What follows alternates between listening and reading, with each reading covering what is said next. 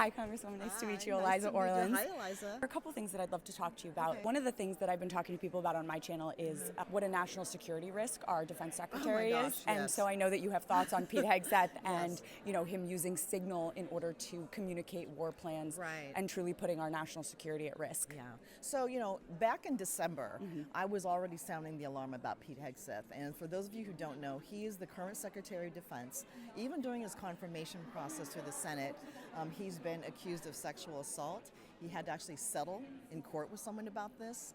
His own mother wrote a scathing note to him about how abusive he is and what a terrible person he is. And then on top of that, he served in the military, and we thank him for his service, but he is not qualified to manage the Department of Defense, which is a large agency, probably the most important agency we have here. Its jurisdiction, the size of the budget, and the fact that it basically helps manage our troops and our national defense. And so having him at the helm has already been a hot mess. I completely agree.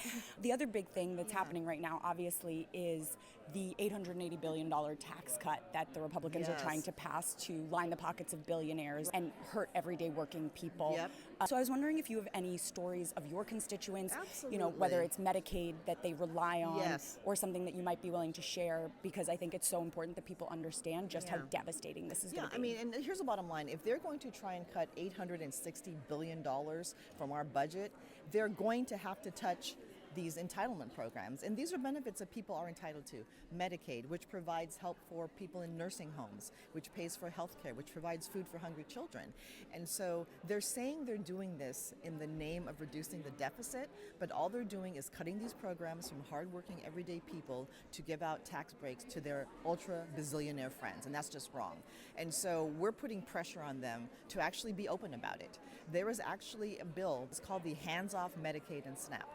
Every Democrat will sign on to this. And if Republicans are true and sincere and honest about saying they're not going to cut Medicaid and SNAP, then sign on to this bill. Put your money where your mouth is. Show the American people that you're actually telling the truth.